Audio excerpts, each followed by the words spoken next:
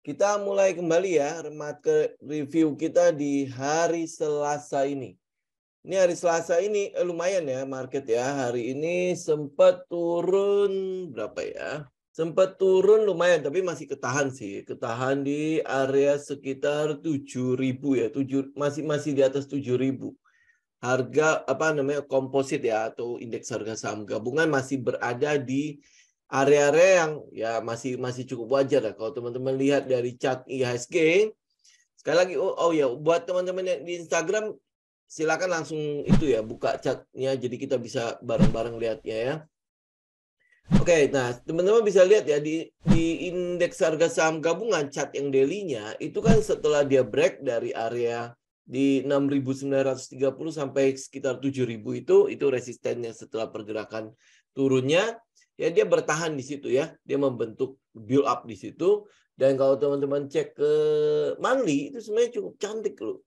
Ya untuk indeks harga saham gabungan di mana pada bulan Mei itu menolak untuk turun. Kemudian di bulan Juli itu juga shadow-nya cukup panjang, termasuk di bulan November, ya Oktober kemarin. Ya Oktober kemarin juga shadow-nya cukup panjang, menolak untuk turun. Ya ini sebuah directions yang diberikan oleh indeks harga saham gabungan ya kepada kita. Jadi kira-kira nanti indeks akan seperti apa? Kalau lihat dari monthly chart-nya, itu sebenarnya cukup memberikan perspektif bahwa indeks kita itu memang cukup kuat untuk meneruskan trennya untuk naik. Nah, sekarang yang teman-teman perlu lihat dari indeks harga saham gabungan adalah di area 7.135. Itu kalau break ya berarti udah break dari struktur yang sebelumnya. Ya ini untuk indeks harga saham gabungan. Sekaligus saya juga mau menjawab kenapa kita perlu melihat indeks harga saham gabungan sih?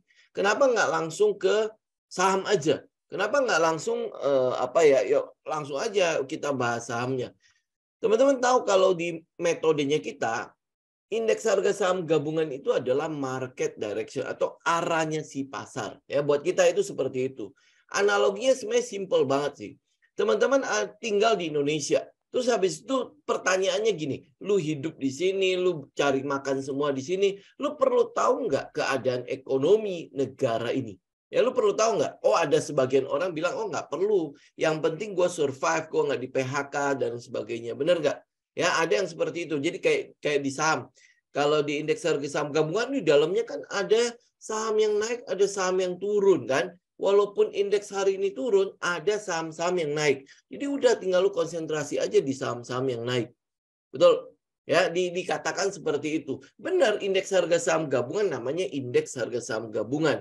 Itu berarti kumpulan dari pergerakan indeks saham atau pergerakan dari teknikal saham-saham di dalamnya. Betul, setuju. Ya kita bisa aja trading tanpa melihat indeks harga saham gabungan.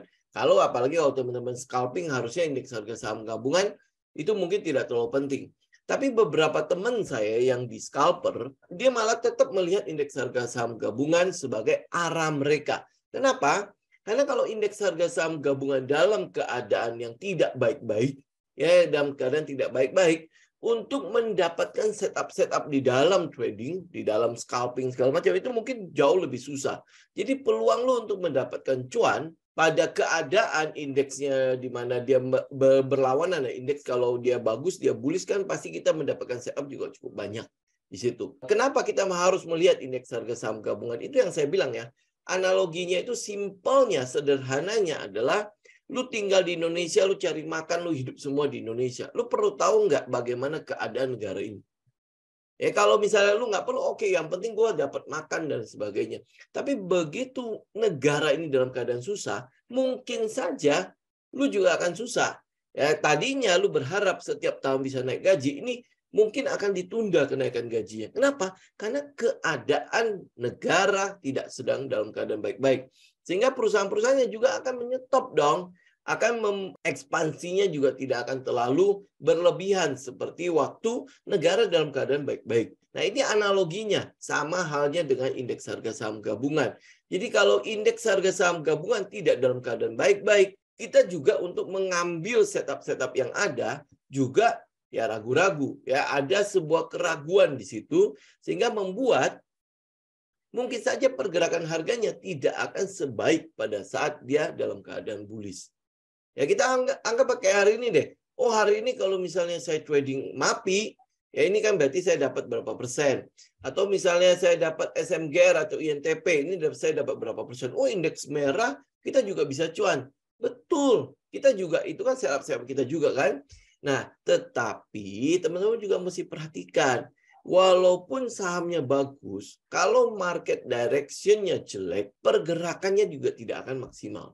Jadi kalau yang lain nggak memperhatikan indeks harga saham gabungan, ya udahlah, mungkin setup mereka seperti itu. Tapi saya perlu menjelaskan kepada teman-teman bahwa kenapa penting. Karena itu adalah salah satu faktor di mana kita bisa mengikuti sebuah tren benar-benar sampai selesai atau tidak. Nah, next, indeks harga saham gabungan, kalau saya bilang adalah dalam keadaan baik-baik. Jadi dia build up di atas, ya di atas resisten atau sekarang jadi supportnya yang di abu-abu ini ya, di 6.930 sampai 7.000 itu. Ya, jadi ini dia sedang build up di situ. Yang kita mau tunggu adalah bagaimana dia bisa break. Paling dekat ini adalah di 7135. Ya, 7.135. Jadi kalau dia break itu sebenarnya cukup bagus untuk pergerakan sampai ke atas lagi nih untuk retest ke high-nya di 7.381-an ya, di high yang terjadi sebelumnya. Ya, itu yang kita lihat dari indeks harga saham gabungan aja sebenarnya dalam keadaan baik-baik saja. Kalau ada saham-saham yang terkoreksi ya wajar ya. Misalnya contoh kayak Mayora hari ini. Ya, Mayora kita keluar ya. Saya sih keluar. Ya, saya keluar dan habis itu ya kita pindah ke tempat lain. Nah, kenapa kita keluar? Karena dia kena trailing stop. Ya, karena dia kena trailing stop saya. Nah, jadi dengan kata lain begini, teman-teman ya, saya juga sekalian menjawab teman-teman yang masih terus bertanya. Kalau udah masuk ke dalam sebuah setup, misalnya contoh teman-teman udah masuk ke saham A, apakah perlu terus ditanya gitu? Oh, ini saham ini boleh terus di hold apa enggak? Kan saya udah katakan berkali-kali ya. Pada saat teman-teman sudah masuk ke dalam sebuah emiten, lu udah masuk ke dalamnya, lu udah buy, lu udah punya emiten tersebut, yang teman-teman ikutin adalah trading plan. Jadi nggak perlu dianalisa lagi. Oh, ini nanti analisa candle-nya bagaimana, analisa momentumnya bagaimana, bla bla bla segala. Udah nggak perlu. Lu lakukan persiapan analisa segala macam itu sebelum lu buy. Ya, sebelum lu buy. Jadi puas-puasin. Lu mau strateginya bagaimana, setupnya bagaimana, itu lu lakukan sebelum lu buy. Setelah lu buy, yang lu ikutin adalah trading plan lu. Trading plan. Trading plan itu mengatakan lu keluar kapan? Pada saat dia kena stop loss, pada saat dia kena TP lu, ya, pada saat lu mungkin TP-nya udah fix mau berapa persen ya, pada saat dia kena TP lu, atau pada saat dia kena trailing stop lu. Jadi kalau lu ikutin marketnya, lu ikutin trendnya, di situ ada namanya trailing stop. Nah, kalau dia kena itu lu keluar. Itu doang. Ya, selebihnya lu udah nggak usah pusing. Nanti marketnya begini, nanti marketnya begitu. Udah lu nggak usah pusing. Yang lu pusingkan adalah apakah trading plan gua masih berjalan sesuai dengan plan itu. Kalau dia masih sesuai, ya sudah. Lu ikut aja di situ. Nggak perlu cari tahu apapun. Kalau dia kayak robot lah, ya kayak robot aja. Lu udah masuk karena lu udah siap semuanya. Ya, lu udah melakukan persiapan itu semuanya. Setup lu apa, terus habis itu gua harus buy di mana, stop loss gua di mana, terus habis itu TP gua di mana, atau nanti kalau dia bergerak gua ikutin trailing apa, gua ikutin trend atau tidak. Ya, itu yang lu lakukan sebelum lu buy. Sebelum lu buy. Nah, setelah lu buy, yang lu ikutin adalah plan lu. Karena itu udah lu atur, itu sudah lu rencanakan. Yang sering saya analogikan dengan perang. Seorang prajurit dikirim ke medan perang, apakah tanpa pengetahuan apapun? Dia dilatihnya kapan? Sebelum dia perang. Nggak mungkin pada saat dia udah di medan perang, baru dia belajar cara mengokang senjata. Ya, baru dia belajar bagaimana strategi ya. Oh, ini kalau gua harus gerilya. Oh, bagaimana gerilya itu? Dia nggak mungkin melakukannya pada saat ada di medan perang. Benar nggak? Jadi dia udah menyiapkan, dia udah sekolah, dia udah belajar soal strategi, soal bagaimana cara menembak segala macam. Itu dilakukan sebelum perang. Ya, sebelum perang. Nah, trading pun begitu. Yang lu siapkan adalah sebelum lu buy. Nah, setelah lu buy, ya lu ikut apa yang sudah lu siapkan. Itu namanya trading plan. Ya, simple banget sebenarnya trading itu. Yang bikin repot adalah emosi lu. Yang bikin repot adalah bagaimana lu mengatur risk management lu, resiko lu. Kalau lu udah ikut-ikut orang, ya pasti lu akan kacau balau lah. Lu pasti akan panik lah pada saat ini dia turun, ini apa yang harus gue lakukan gitu. Ya kan? Gitu loh. Kenapa? Karena lu nggak punya plan. Lu nggak punya rencana sama sekali. Nah, sehingga ya lu nggak tahu apa yang harus lu lakukan di situ. Jadi nggak perlu ditanya lagi next. Kalau lu sudah ikut di dalamnya, berarti lu follow the plan. Udah titik di situ. Kita nggak perlu harus, nanti VSA-nya begini. Nanti dia begitu. Nanti dia begini. Nanti dia begitu. Wah, udah. Pokoknya kalau kayak gitu, berarti persiapan lu kurang matang. Makanya dijurnalkan. Di jurnal, pada saat lu jurnal itu, nah lu lihat kembali. Lu evaluasi deh. Ya, seperti apa, bagaimana tingkah pola, bagaimana kelakuan lu pada saat lu melakukan trading. Di situ perlu nggak ada sesuatu yang perlu lu perbaiki. Makanya kalau bicara mengenai trading, sebenarnya simpel banget kok. Lu mau tahu strategi lu tinggal catat, nah apa yang salah yang lu lakukan, lu tinggal balik. Apa yang salah yang lu lakukan, lu tinggal balik. Nah, kalau salah dibalik nggak bisa, lu belajar bagaimana caranya gue mengatasi kesalahan itu tidak terulang kembali. Dijurnalkan saja, udah, titik. Oke, kalau buat saya cuma itu aja. Nah, selebihnya tinggal mental lu. Bagaimana lu follow aturan, ya, follow the rules. Ya, bagaimana lu bikin nih, lu punya setup nih, ya, lu bikin ada trading system A gitu misalnya. Di situ ada syaratnya A, B, C, D, E, F, G gitu ya. Nah, bagaimana lu ikutin itu? Begitu dia udah confirm dengan persyaratan itu, ya lu tinggal masuk. Nah, pada saat lu masuk, berarti kan lu udah punya plan ya. Nah, lu tinggal ikut plan. Udah. Selesai begitu aja. Jadi kalau ditanya, trading susah nggak? Sebenarnya tidak susah. Dan itu pun, ya jujur ya, saya baru menyadari setelah saya tahu. Sebenarnya dia nggak susah. Nah, sekarang ya saya coba share ke teman-teman. Lu mau seperti itu nggak? Atau ya lu mau melewati masa-masa seperti yang udah gua alami ya, jatuh bangun ya, terus habis itu hilang uang segala macam ya. Kalau lu mau ngalami itu ya lebih baik sih nggak apa-apa gitu ya. Tapi jangan sampai itu terulang kembali. Ya, bagaimana caranya lu mencegah agar kerugian-kerugian yang gede-gede itu jangan terulang kembali. Karena orang-orang bilang kan 2023 itu akan gelap kan, akan gelap ya. Nah, soal gelap ini juga, saya mungkin mau mention sedikit lah ya buat teman-teman ya. Nggak usah takut 2023. Nggak usah takut 2024. Ya, kalau teman-teman lihat di YouTube ya, di channel kita, itu kita sudah mention mengenai resesi dari tahun 2021 akhir. Ya, pada saat outlook itu ya, kita udah mention mengenai 2022, 2023. Memang akan ada krisis. Kenapa kita mention jauh-jauh hari? Agar kita punya persiapan. Ya, nah yang jadi masalah adalah ini sama persis kayak trading. Kalau market lagi bagus-bagus saja, kita kasih tahu yang akan terjadi ke depannya, semua orang tidak akan peduli dengan hal itu. Lah, orang keadaan baik-baik saja lu udah tebar-tebar fear ngapain? Itu bukan tebar fear. Artinya kita butuh melakukan persiapan. Nah, persiapan kita menghadapi 2023 itu 1 tahun lamanya.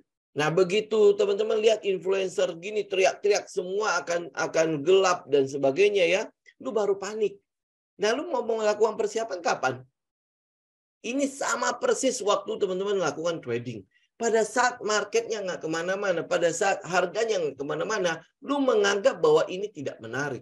Apakah market maker melakukan seperti itu? Market maker selalu mengumpulkan barang secara diam-diam. Nah, kalau dia dalam keadaan diam-diam, justru itu yang harus lu lihat.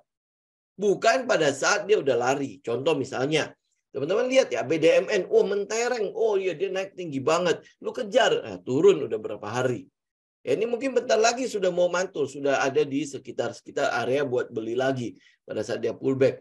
Nah, habis itu apa? Lu jual. Mayora pun sama.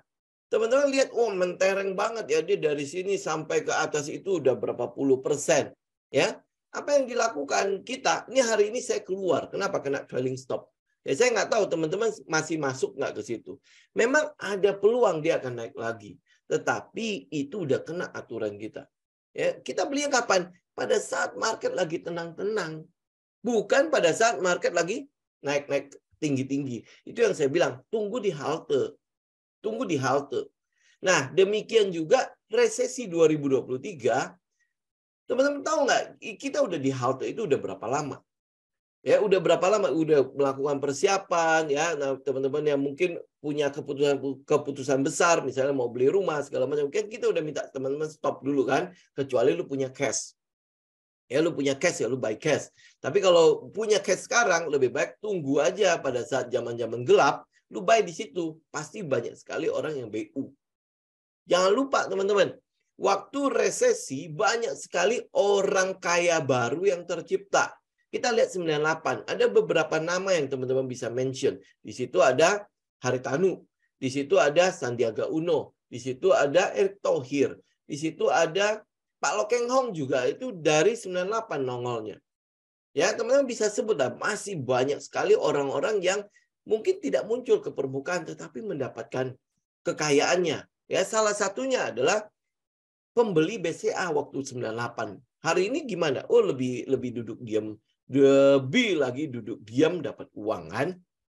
Ya kan? Jadi nggak usah takut dengan 2023.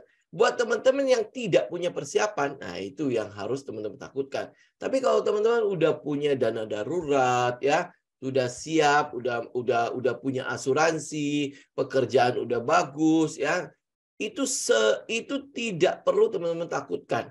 Kenapa? Karena teman-teman bisa hidup, ya, hidup tinggal turunkan aja gengsi lu sedikit, gaya hidup lu turunkan. Karena pada saat resesi yang terjadi itu apa? Sebenarnya cuma terjadi kejomplangan antara supply dan demand. Ya, supply dan demand itu yang terjadi. Jadi begitu supply dan demand udah kembali seimbang, ya wis resesi udah selesai. Ya ambil contoh sekarang gini. Ini udah mulai masuk resesi belum? Ya jelas sudah. Sudah mulai masuk. Ya, dari mana kita bisa lihat supply demand saya udah mulai terganggu? Teman-teman bisa lihat PHK sudah mulai terjadi. Nah, PHK itu apa yang teman-teman lihat? Yang teman-teman lihat itu adalah berkurangnya demand. Berkurangnya demand. Kenapa bisa berkurangnya demand? Karena orang yang kena PHK suddenly tidak punya pemasukan. Ya, suddenly tidak punya pemasukan. Kebayang kalau misalnya anggaplah rata-rata gaji mereka adalah UMR sekitar 4 sampai 5 juta. Kalau ada 1 juta orang yang di PHK atau 10.000 orang yang di PHK, berarti teman-teman tinggal kalikan 10.000 dengan 5 juta. Itu demand yang hilang. Itu demand yang hilang di pasar. Yang tadinya 10.000 orang ini masih dapat gaji 5 juta, ya ini tiba-tiba nggak ada. Tiba-tiba tidak ada karena di PHK. Nah, itu di situ supply demand-nya terganggu. Tapi begitu supply demand-nya udah kembali, wis udah selesai. Itu kapan supply demand-nya terjadi keseimbangan? Pada saat teman-teman lihat orang-orang sudah mulai pesimis sekali sampai kayak mengobral barang-barangnya. Ah, di situ orang-orang kaya, orang-orang yang punya cash itu nongol. Kenapa dia nongol di situ? Karena dia sedang membanjiri lagi pasar dengan demand, dengan uang. Uang yang tadinya mereka simpan sebagai cash, ya. Nah, ini saatnya mereka keluar pada saat apa? Barang-barang lagi murah. Gitu. Jadi mereka mulai keluarkan cash-nya. Nah, waktu 98 teman-teman bisa lihat lah ya, BCA akhirnya dijual, mall ini dijual, ya mobil ini dijual, ya rumah ini dijual, ya rumah-rumah kan jadi murah sekali kan. Nah, orang punya cash nggak? Jelas masih punya. Jangan lupa teman-teman ya, uang yang beredar di seluruh dunia lah, di negara manapun, itu hampir boleh dibilang dikuasai oleh sekitar 20%, bahkan bisa jadi kurang dari 20% penduduk negara tersebut. Nah, jadi pada saat kalau barang-barang sudah murah, ya orang-orang yang pegang cash yang gede-gede itu akan mulai menggelontorkan uangnya. Di situ supply dan demand akan mulai kembali seimbang. Nah, pada saat dia udah mulai seimbang, ya wis udah lewat. Udah lewat krisisnya. Yang tidak memiliki persiapan, lu melewatkan peluang ini. Ya, jadi jangan takut dengan 2030 yang soal gelap segala macam. Ya, mungkin yang Sri Mulyani atau Pak Jokowi udah terus mention itu. Agar apa? Lu punya persiapan. Ya, lu punya persiapan untuk itu. Nah, kalau lu siap, cash is king.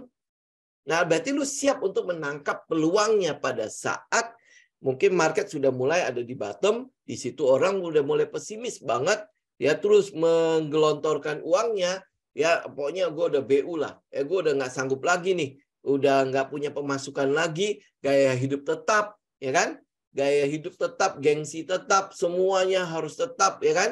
Nah, otomatis ya mereka akan menjual apa yang ada pada mereka untuk mempertahankan gaya mereka.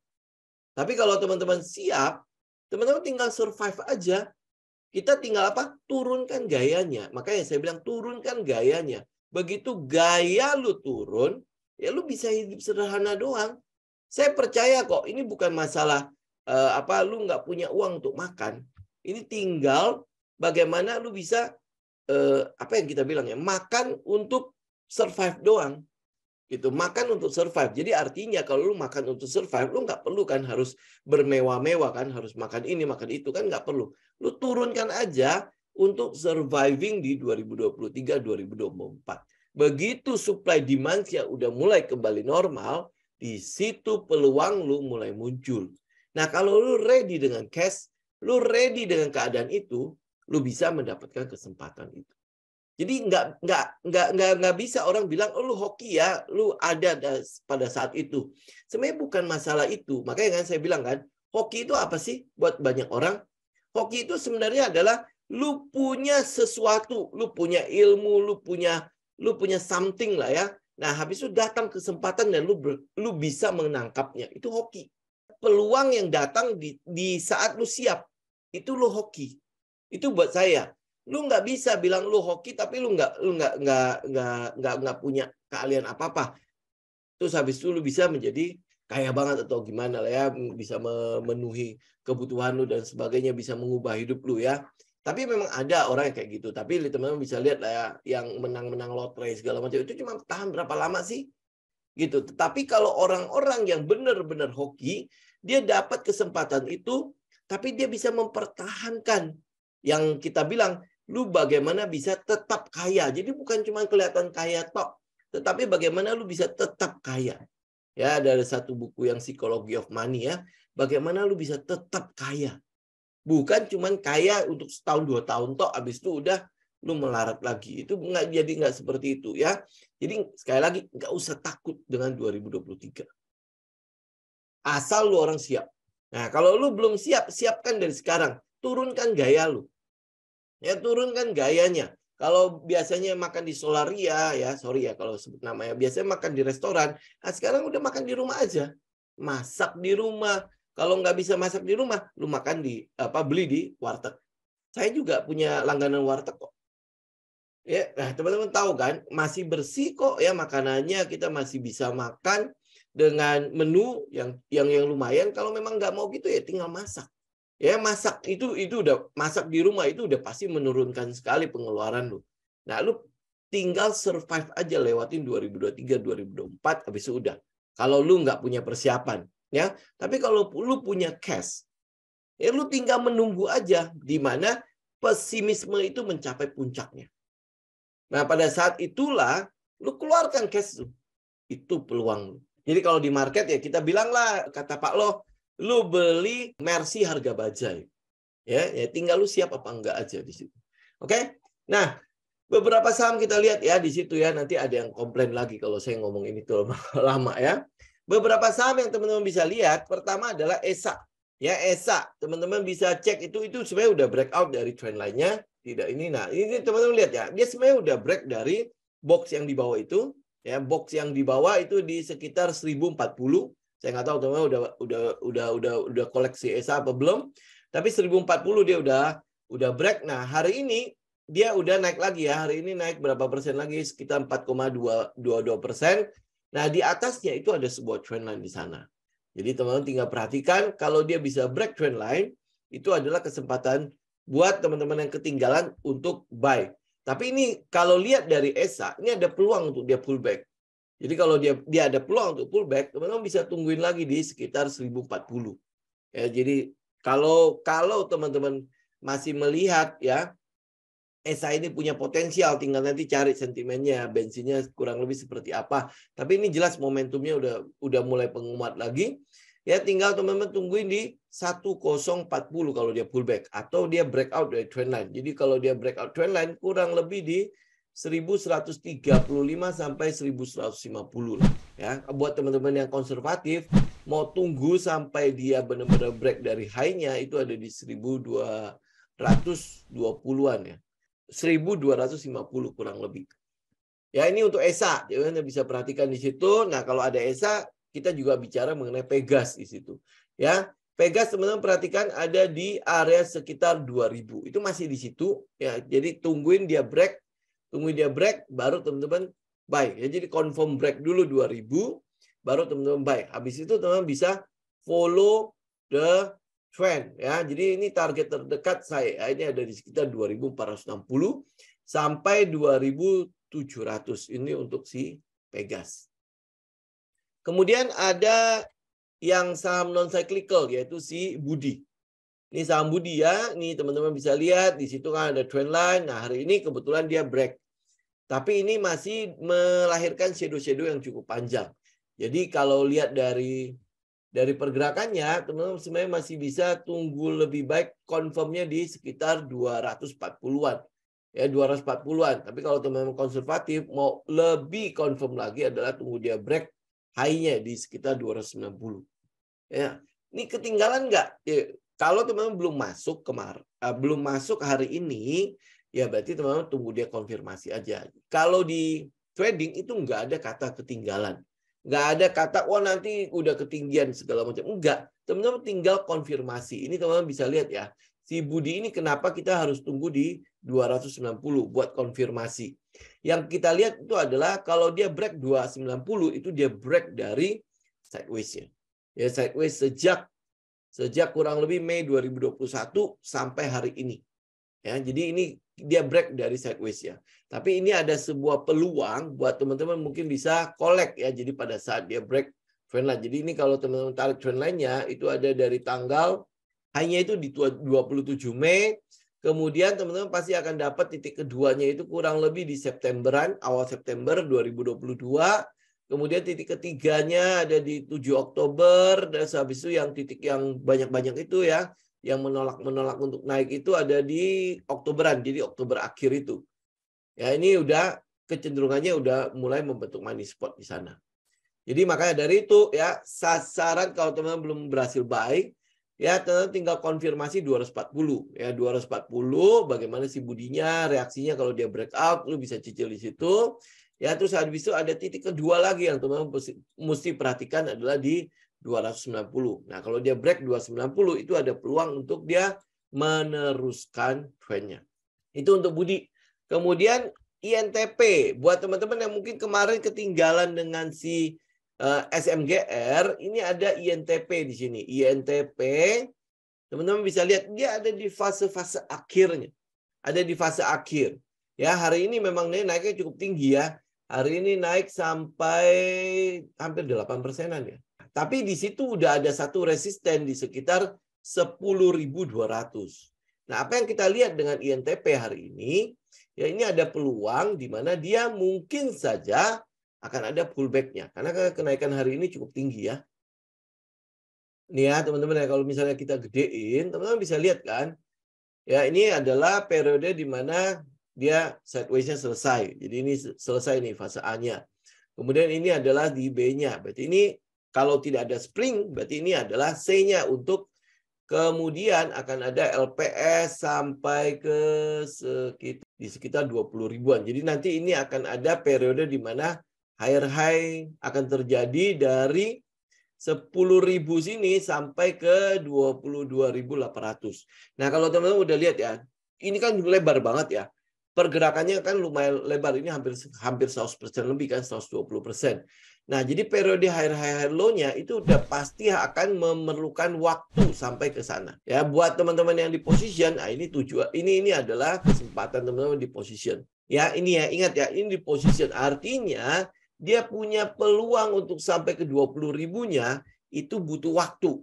Jadi jangan nanti kalau dia udah naik nih, terus habis itu dia mulai berhenti nih. Ini soalnya tipikal INTP juga kurang lebih kayak SMGR lah, karena kan gendut ya. Jadi pergerakannya pasti pelan-pelan juga kan, sama kayak SMGR. SMGR kalau teman-teman udah buy, ini udah tinggal ikutin trend. Karena kalau SMGR itu mungkin lebih duluan dengan dari INTP. Ya, SMGR itu sudah break dari set satunya. Jadi sudah break dari sideways yang di awalnya. Sideways bawahnya di kemarin berapa ya, di sekitar 7.500. Ini udah di periode di mana markup itu udah mulai terjadi. Ya, markup. Jadi sasaran pertamanya ya kalau SMGR itu ada di 10.000 itu. Ya, jadi kalau dari 7.000 ke 10.000 ya itu pasti akan butuh waktu juga untuk naiknya. Ya, nah, sentimen paling dekat untuk si semen-semen ini itu adalah konstruksi. Ya, konstruksi. Kenapa? Karena teman-teman lihat ya, dari APBN 2023 itu alokasi ke konstruksinya ditambah 9 atau 8 atau 9%. Ya, jadi jatahnya tadinya misalnya ambil 100% gitu ya, udah dijatah ini konstruksi atau PUPR. Nah, itu ditambahkan lagi sekitar 8 sampai 9% dari total APBN. Jadi total APBN kalau misalnya itu adalah paling gampangnya misalnya kita hitung 2.000 triliun lah ya. Berarti dari PUPR ini itu akan dapat ketambahan lagi 8%. Ya, 8% itu ada sekitar berapa? 8 kali 2, 16 ya. Ya, ada 160 triliun lagi mungkin akan tambahan di situ. Kenapa dia perlu ditambahkan? Karena program konstruksi itu kan selalu programnya padat karya kan. Jadi bisa menambah supply dan demand yang ada di pasar. Ngeri ya, tadi ya saya udah ngomongin soal supply demand ya. Itu yang kita lihat. Jadi kemungkinan besar semen itu akan dipakai cukup banyak lah. Jadi SMGR, INTP ya, ini yang kita lihat. Nah, demikian juga sebenarnya ada masuk ke konstruksi-konstruksi yang lain. Ini kan berhubungan dengan IKN. Yaitu udah pasti akan ada penggunaan semen lah, penggunaan semen untuk pembangunan-pembangunan seperti itu. Nah, yang terakhir, saham yang terakhir itu adalah Friends. Ini Friends kan kemarin saya udah sempat bilang ya, kalau kita menunggu higher low, ini kebetulan ada satu setup kita di sana, nih yang sedang terbentuk di saat ini. Ya, teman-teman tahu lah ya, ini kan posisi ini sudah kotak. Dan kalau teman-teman lihat dari alat bantu kita, indikator itu semua dalam keadaan dry out. Ya, semua sudah dalam keadaan dry out. Dari volumenya sudah dry. Artinya dia sudah turun di bawah rata-rata. Ini boleh bilang volume kecil lah ya. Kemudian dua indikator RSI dan RSI-nya dalam keadaan netral. Kemudian MACD-nya itu juga sudah dalam keadaan tenang, ya udah dalam keadaan tenang. Jadi makanya dari itu kenapa kita perhatikan ini. Ya, kita nggak tahu nanti apakah nanti laporan keuangannya akan keluar, ya karena seperti yang sebelum-sebelumnya kan dia sudah mulai untung. Apakah ini ada sebuah kejutan di situ? Kita tinggal menunggu ya. Tapi technical sudah menunjukkan bahwa ada setupnya.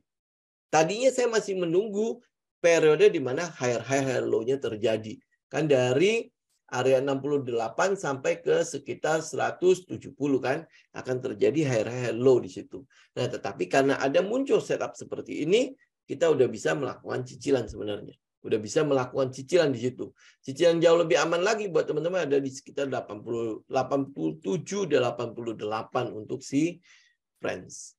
Ya, ini yang mungkin yang untuk beberapa saham yang bisa teman-teman perhatikan di minggu ini lah ya.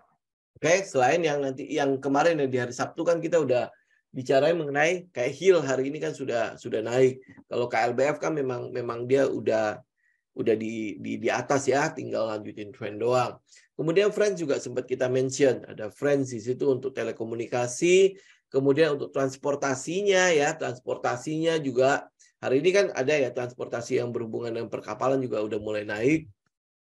Kalau kemarin kita ambil si BIRT ya, BIRT hari ini kan memang dia pullback ya. Dia pullback setelah candle kemarin tuh, pullback. Jadi tinggal confirm doang dia mau melanjutkan turun, tes baru naik lagi atau seperti apa. Mungkin saya cukupkan dulu ya untuk hari ini ya teman-teman ya. Semoga boleh cukup bermanfaat apa yang kita jadikan insight hari ini ya. Jangan lupa ya teman-teman ya, ini semuanya disesuaikan kembali dengan apa yang menjadi setup teman-teman, apa yang menjadi karakter teman-teman. Kalau memang teman-teman adalah agresif, ya cocokkan dengan keagresifan teman-teman.